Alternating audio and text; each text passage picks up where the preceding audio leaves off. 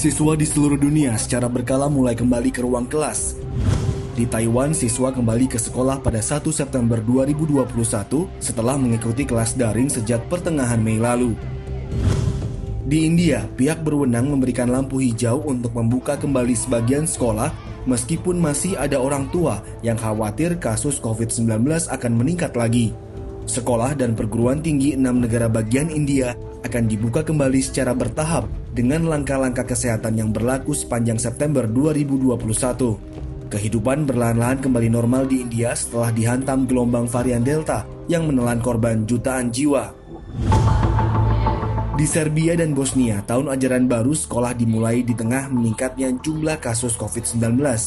Mayoritas siswa sekolah dasar dan menengah kembali ke ruang kelas mereka. Anak-anak dan guru diwajibkan mengenakan masker serta mentaati protokol kesehatan. Di beberapa kota di Serbia, siswa akan terus menghadiri kelas daring karena jumlah kasus masih tinggi. Di Prancis, 12 juta anak akan kembali ke sekolah pada tahun ajaran baru. Mereka mengenakan masker sebagai bagian dari aturan baru yang bertujuan memperlambat penyebaran virus corona di negeri itu. Di Maroko, vaksinasi COVID-19 untuk anak-anak berusia 12 hingga 17 tahun terus digenjot. Negara di Afrika Utara itu fokus menyuntik remaja guna memastikan kembalinya ke sekolah dengan aman.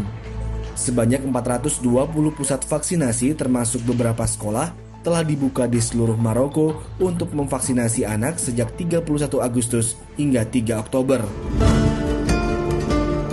Siswa di Gaza, Palestina menerima vaksin COVID-19.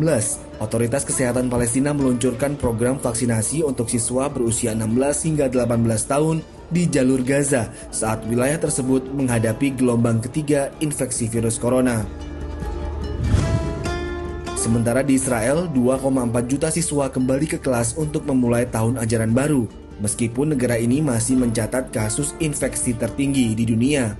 Karena cepatnya penyebaran varian Delta, Israel berharap dapat menahan varian Delta dengan penggunaan tes cepat dan vaksinasi.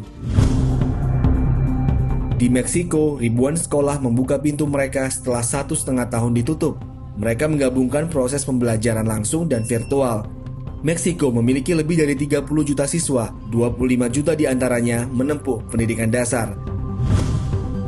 Di Indonesia, beberapa sekolah mulai memberlakukan sekolah tatap muka. Keputusan ini dibuat dengan mempertimbangkan faktor tertentu dan tetap menerapkan protokol kesehatan. Daerah yang boleh melakukan pembelajaran sekolah tatap muka adalah daerah dengan PPKM level 1 hingga 3. Sedangkan bagi daerah yang masih di level 4 tetap melakukan pembelajaran daring.